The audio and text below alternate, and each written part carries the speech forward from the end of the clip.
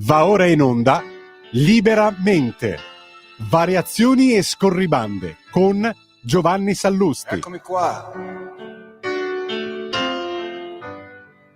Sono venuto a vedere lo strano effetto che fa la mia faccia nei vostri occhi e quanta gente ci sta.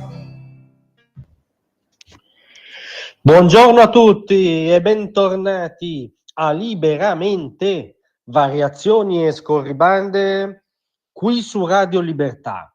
E no, caro Giuseppe Sala detto Beppe, siamo noi che siamo irritati, sono i milanesi per bene che sono irritati dal fatto che il sindaco di Milano sia irritato per il ripristino della legalità minima in città, per la tutela di quel valore fondamentale che è la proprietà privata, per lo sgombero del centro sociale Leoncavallo, che non è una bestemmia, così è recepita nei salotti della ZTL gauchista che frequenta Sala, ma è appunto un atto di sacrosanta tolleranza zero, come abbiamo detto ieri rievocando Rudolph Giuliani, verso l'illegalità. No, perché le esternazioni del sindaco di Milano in queste ore sul sacrosanto, lo ripetiamo, sgombero del centro sociale Leoncavallo toccano vette di surrealismo difficilmente raggiunte e che invece vengono presentate come normali, ovvie, addirittura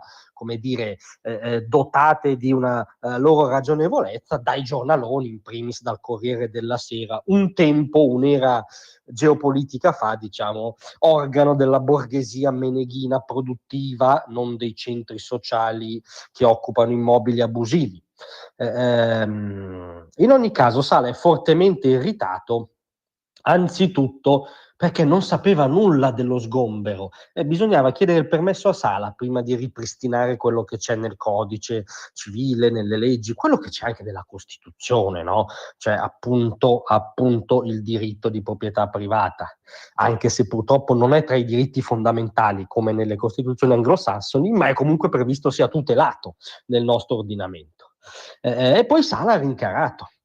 Il centro sociale riveste un valore storico e sociale nella nostra città. Sì, da un punto, presa l'espressione alla lettera, fa parte della storia di Milano. In positivo o negativo ognuno può valutare. La storia è anche storia di illegalità, palese e reiterata nei decenni, perché non pagare l'affitto dell'immobile dove ti trovi è illegalità reiterata e quindi non è che perché questo è storicamente avvenuto deve protrarsi. È stata sbagliata la tolleranza precedente ed è sacrosanta l'attuale tolleranza zero.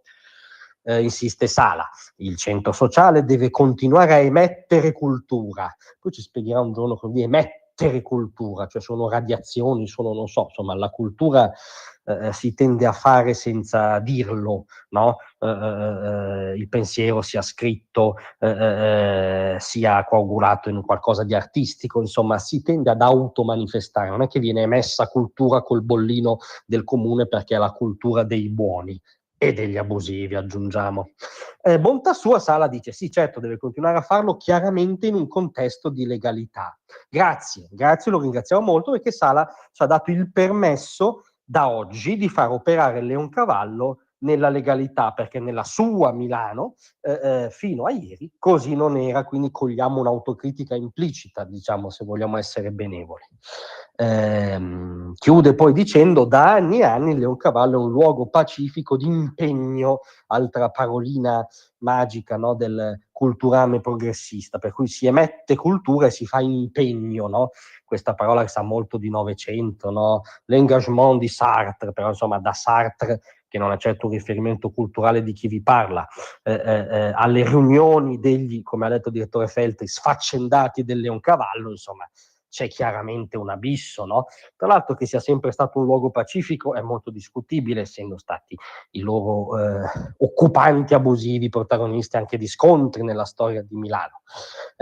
Ma insomma, al di là dei dettagli opinabili, quel che non è opinabile lo chiediamo anzitutto all'ex manager, all'ex uomo in teoria di mercato, l'ex amministratore delegato di Pirelli Tire, l'ex direttore finanziario di Telecom, no? Un uomo che in teoria ha bazzicato il capitalismo, anche se spesso il capitalismo di relazione all'italiana, e forse il segreto dell'inghippo è proprio lì. Ma insomma, noi chiediamo anzitutto all'ex manager, come dire, che non sembrava un ghevarista, diciamo, poi Sala ha avuto 1000 metamorfosi, è stato appunto volto e riferimento della Gauche Caviar milanese, per una brevissima stagione alfiere dell'ambientalismo gretino, si è ultimamente proposto come inverosimile federatore di un inverosimile centrosinistra, ma insomma a costui anzitutto nella sua passata veste manageriale rivolgiamo una domanda semplicissima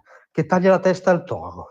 In Italia esiste o no, ed è giusto o no che esista, il diritto alla proprietà privata? Se sì, non c'è da essere irritati, da fare specifiche sul ruolo storico. Se sì, c'è da applaudire allo sgombero del Leoncavallo. Se la risposta è no, ci deve spiegare che differenza c'è tra la Milano che ha in mente, l'Italia che ha in mente, e la Cina, la Russia o la Corea del Nord. Grazie a tutti, a presto.